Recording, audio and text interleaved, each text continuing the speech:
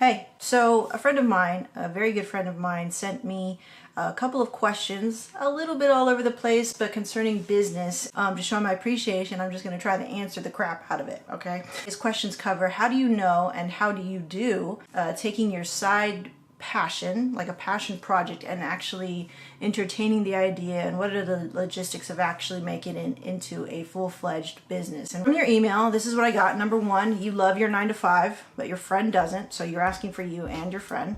Number two, you have a passion project that deals with mixed digital media and photography, but have only offered to your friends, okay? So that's not really a question, that's more like a stipulation. Okay, number three, you're asking about making this side passion into a side business for yourself and maybe a main business for your friend. And what does that entail? Okay, how to start a business, like DBA legalities and stuff like that. How to even start a full-fledged legal business here in America. We're in America, or in California specifically. How to run a business with a partner. That's what I'm kind of getting from you too. And then lastly, the difficulties that we faced in our business as a wedding photography company. And we also have a sort of digital media company as well with Coverve.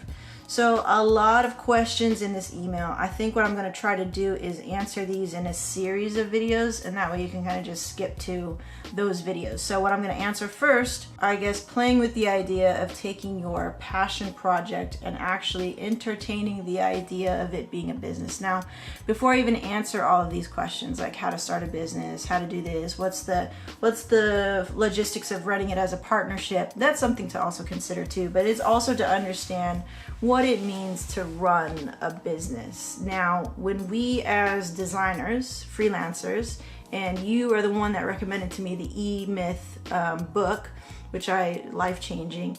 It's really important to understand the differences in those three roles that you inhabit when you want to start a business. So we have, again, a little refresher. Check out the video on the E-Myth that I have in my channel. You can, or just Google it yourself. So we have the entrepreneur, which is like the visionary. We have the manager, who manages and organizes, systemizes things in your business, runs it basically. And then you have the technician, the person that's actually doing the work, the designer, the photographer.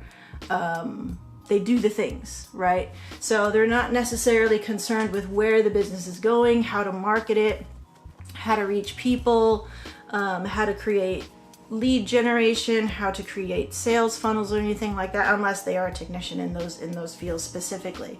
So, but for our cases, being freelancers in the artistic arena, I think it was first to really understand. You will in turn have to find people to fulfill those roles in order to, I think, run the type of business that I know, or that I think that you want to run, right? Whether it be, if it's a side business, then it's just probably a matter of asserting your role in that business. By that I mean, if you're going to be the designer of this side business, that you lay out those terms for whoever is going to be the visionary of your company.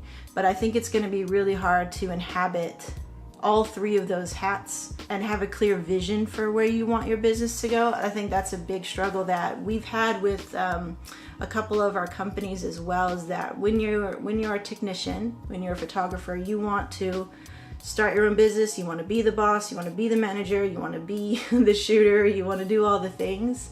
And then you'll find that over some time, it's not really manageable to do all of those things, especially if it is a side business. So right there, you're not even giving 100% of your focus. And I know that you have a family as well. So it would just be understanding and really setting some very clear visionary goals, at least for you in your role and where you land in that. Be a part of this side business and being very clear to that partner that you have, or partners that you have. Clarity and vision, I think, first and foremost, is something that you really need to nail down. Right from your email is very jumbled, your thoughts are all over the place, which is fine. It's okay to be in that space, because that's step one for everybody. But in terms of really taking the next step, would be to really organize your thoughts, what you want out of this experience. And if your friend wants this to be a full-time thing for themselves, then they really need to be a part of the process, where it's going to be possible for him. Because if it's a side thing for you and maybe you're not really too concerned about money, you're not going to have the same drive or maybe thirst to make this company as successful. Not that you wouldn't want your business to be successful. It's just that you wouldn't be as thirsty. You know what I'm saying? Because it wouldn't be your main money maker. But your friend, on the other hand, would feel very much pressure for it to be successful and for it to make money. And that in turn, that sort of attitude where you're like, this has to work, that can cause conflict with you being like, it's what it is, you know? So in our experience, okay? In my experience, it does create conflict. So that would be my first tip and suggestion.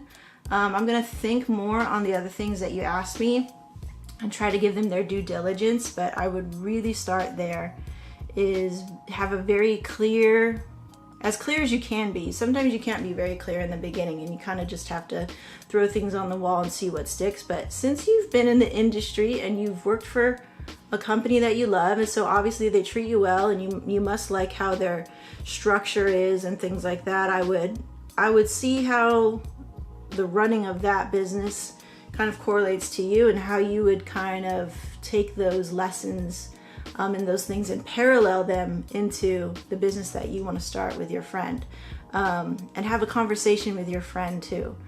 You know, in my experience, 50-50 partnership doesn't always mean 50-50 say and 50-50 tasks. It's very much like a marriage when you have a partnership in business.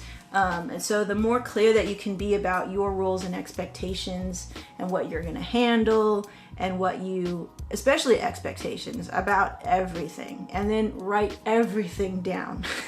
Start really early. This is how, it sounds really annoying and it sounds really tedious. And when I was faced with the fact that we had to write stuff down, I didn't like it either. But I'm going to tell you right now, after a couple of years of trying to wing it, it's very frustrating. It feels very reactionary, you know, and not visionary, not entrepreneurial, to not have a plan and to not think of the things that could go wrong, or to address how you would bring up new ideas and what if you don't agree, and how much say do you have if you're only doing it as a side business, whereas your friend is doing it as a full-time thing. Like, what are the expectations? And every business can do exactly what they want to do. I think it should just be made, they should just have an SOP, a standards of operations document or manual that you could both go in there and look at and create and revise, you know, and just have that open line of communication. So that would be my first tip. That's a lot. So I'll think more on the other things and I'll just bust out those videos and let you know as they come out. But yeah, clarity, vision, expectations, and what if nothing goes right? Because often things are not perfect, right? But we don't think about that. We don't want to think about that. We think we're being negative or something, but I think you're just being defensive. You're playing defense, you know? You can play offense a lot and just be like, let's go. But if you don't play defense, then with one blow, you could be knocked out from under your feet, you know, like you can be a boring Mayweather boxer and just like play defense hardcore and be really impenetrable and have a really strong foundation. Your choice. So those are my tips and suggestions based on what I've experienced working with a partnership, working with a soul, like starting my own thing, having my own say on everything, working with somebody like my husband, and it kind of being like a partnership, but it's like a husband and wife sort of thing. So there's that. That's just my take. That's my experience. I hope that it helps. See ya.